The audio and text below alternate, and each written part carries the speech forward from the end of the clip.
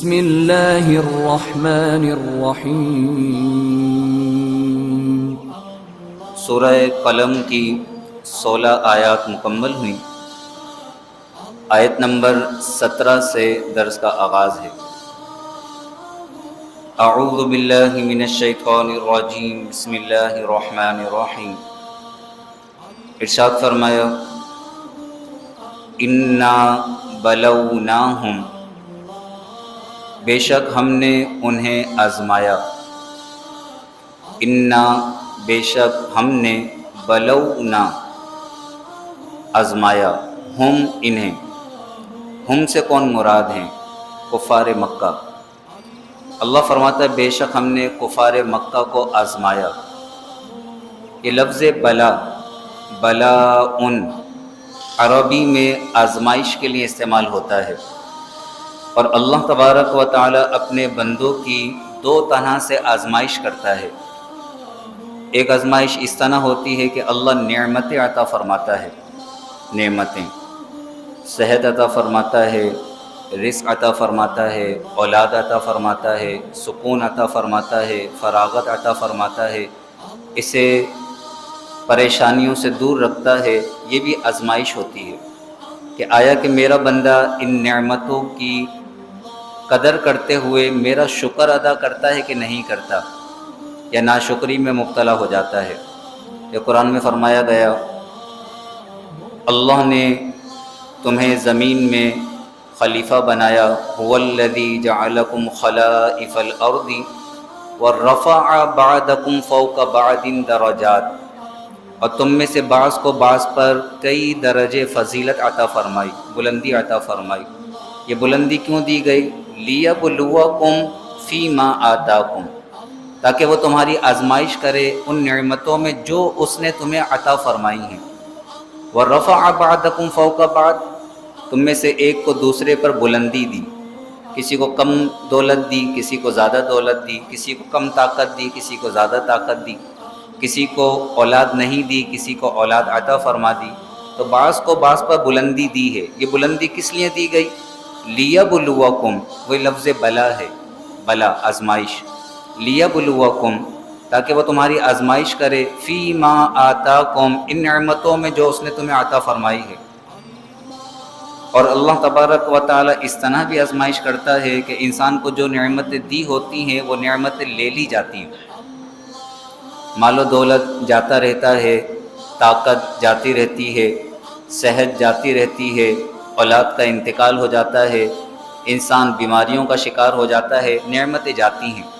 تو اللہ تبارک و تعالی نعمتیں لے کر بھی آزماتا ہے، جیسے ارشاد فرمایا، وَلَنَبْلُوَنَّكُمْ، یہ بھی لفظ بلا سے بنا ہے، وَلَنَبْلُوَنَّكُمْ، ہم ضرور بضرور تمہاری آزمائش کریں گے، بِشَيْءٍ مِّنَ الْخَوْفِ وَالْجُوعِ وَنَقْصٍ مِّنَ الْأَمْوَالِ وَالْأَنفُسِ وَالثَّمَرَاتِ، بھوک کے ذریعے، تمہارے مالوں میں، جانوں میں کمی کے ذریعے، کچھ خوف کے ذریعے تمہاری آزمائش کی جائے گی، پھلوں میں کمی کے ذریعے۔ وَبَشِّرِ الصَّابِرِينَ، اس آزمائش میں جو صبر کرنے والے ہیں، اے حبیب آپ انہیں خوشخبری سنا دیں۔ وہ صبر کرنے والے کون ہیں؟ الذین اذا اصابتہم مصیبۃ، کہ جب انہیں کوئی مصیبت پہنچتی ہے، قالوا، تو یہ کہتے ہیں، انا للہ و انا الیہ راجعون، بے شک ہم بھی اللہ کے ہیں اور بے شک ہمیں اللہ کی طرف لوٹنا ہے۔ یعنی میرا تو کچھ بھی نہیں تھا، یہ سب کچھ اللہ کی عطا تھی، اللہ تبارک و تعالی نے اگر واپس لے لی تو میں اللہ کی رضا پر راضی ہوں۔ تو اللہ تبارک و تعالی ایسے صبر کرنے والوں کو بڑے انعامات کی خوشخبری عطا فرماتا ہے۔ تو آزمائش ہوتی ہے دونوں طرح، انسان کو نعمتیں ملے تو اترائے نہیں، تکبر میں مبتلا نہ ہو، اگر اس پر آزمائش آئے اور نعمتیں لے لی جائیں تو یہ مایوسی کا شکار نہ ہو، رب کی رضا پر راضی رہے۔ تو فرمایا، انا بلوناہم، بے شک ہم نے انہیں آزمایا۔ کفار مکہ کو اللہ نے بے شمار نعمتیں عطا فرمائیں، مال و دولت کی فراوانی عطا فرمائی، لیکن انہوں نے شکر ادا کرنے کے بجائے ناشکری کی، تکبر میں مبتلا ہو گئے، اللہ کے نبی صلی اللہ علیہ وسلم کا انکار کیا، آپ کی بے ادبی اور گستاخی کی، تو اللہ تبارک و تعالی نے اس ناشکری کی وجہ سے انہیں پھر دوسری طرح آزمایا کہ انہیں قحط میں مبتلا فرما دیا۔ 7 سال کفار مکہ قحط میں مبتلا رہے، اور یہ نوبت آ گئی تھی کہ یہ مردار جانور کھا جاتے تھے، ان کے پاس کھانے کو کچھ بھی نہیں تھا، تو جو مردار جانور ہوتے تھے، ہڈیاں ہوتی تھیں، یہ انہیں کھاتے تھے۔ اس قدر سخت ان پر آزمائش آئی نافرمانی کی وجہ سے، تو اللہ فرماتا ہے انا بلوناہم، بے شک ہم نے انہیں آزمایا، کما جس طرح، بلونا ہم نے آزمایا، اصحاب الجنہ باغ والوں کو، جس طرح ہم نے باغ والوں کو آزمایا اس طرح ہم نے کفار مکہ کو آزمایا۔ اصحاب الجنہ، یہ باغ والے کون تھے؟ ملک یمن کے اندر ایک باغ تھا جس کا مالک بڑا ہی نیک بندہ تھا، اللہ کا فرما بردار تھا۔ اس کے باغ کے پھل جب پک کر تیار ہو جاتے تھے اور یہ دیکھتا تھا کہ میرا باغ اب پھل لے کر آیا ہے، تو یہ اپنے باغ میں سے کثیر پھل غربا فقراء کے اندر تقسیم کر دیا کرتا تھا۔ یہ اس کی عادت تھی کہ اللہ کی راہ میں کثرت سے بڑا صدقہ و خیرات کیا کرتا تھا۔ اس سخی شخص کا، اس نیک شخص کا انتقال ہوا تو اس کے 3 بیٹے تھے۔ یہ 3 بیٹے اہل و عیال والے تھے۔ شیطان نے ان کے ذہن میں ڈالا کہ تمہارے والد تو بہت زیادہ صدقہ و خیرات کیا کرتے تھے، فقراء جمع ہو جایا کرتے تھے، اگر ہم نے بھی اسی طرح صدقہ و خیرات جاری رکھا جس طرح ہمارے والد کیا کرتے تھے تو ہم تو تنگی کا شکار ہو جائیں گے۔ شیطان جب کسی کو صدقہ و خیرات سے روکنا چاہتا ہے تو بس ذہن میں یہ ڈال دیتا ہے کہ مال میں کمی ہو جائے گی، تمہاری ضروریات پوری نہیں ہوں گی۔ الشیطان یعیدکم الفقر، شیطان تمہیں محتاجی سے ڈراتا ہے۔ جب انسان اللہ کی راہ میں دینے لگتا ہے تو شیطان یہ وسوسے ڈالتا ہے کہ بھائی مال میں کمی ہو رہی ہے۔ وَيَأْمُرُكُمْ بِالْفَحْشَاءِ، اور وہ تمہیں بے حیائی کا حکم دیتا ہے، بخل کا حکم دیتا ہے۔ وَاللَّهُ يَعِدُكُمْ مَغْفِرَةً مِّنْهُ وَفَضْلًا، حالانکہ اللہ تم سے بخشش اور زیادتی کا وعدہ فرماتا ہے۔ فضلا، اگر تم اللہ کی راہ میں دو گے تو اللہ فضل کا وعدہ فرماتا ہے کہ تمہارے مال میں زیادتی کر دی جائے گی۔ یہ تینوں بھائی بیٹھ گئے، کہنے لگے اگر ہم نے اسی طرح صدقہ و خیرات جاری رکھا جس طرح ہمارے والد کیا کرتے تھے تو ہماری تو کثیر اولاد بھی ہے، ہماری ضروریات بھی ہیں، یہ ہماری ضروریات کیسے پوری ہوں گی، ہمارے معاملات کیسے پورے ہوں گے؟ تو بھائیوں نے آپس میں طے کیا کہ چلو ایسا کرتے ہیں کہ ہم صبح ہی صبح خاموشی کے ساتھ جا کر اپنے باغ کے پھل توڑ لائیں گے، کسی فقیر کو علم نہ ہو، کسی مانگنے والے کو پتہ نہ چلے، ہم خاموشی سے صبح ہی صبح جائیں گے، صبح سویرے خاموشی سے جائیں گے، سارے باغ کے پھل توڑیں گے اور لے کر خاموشی سے آ جائیں گے، کسی کو کچھ بھی نہیں دیں گے۔ انہوں نے رات کو یہ پلاننگ کی، بری نیت برا ارادہ، رات کو یہ بری نیت برے ارادے کر کے سو گئے، یہاں پر یہ سوئے، ان کے اس برے ارادے کا نتیجہ یہ نکلا اللہ کی طرف سے رات ہی میں ایک آگ آئی اور اس آگ نے ان کے پورے باغ کو جلا کر خاک کر دیا، پورا باغ جل کر خاک ہو گیا۔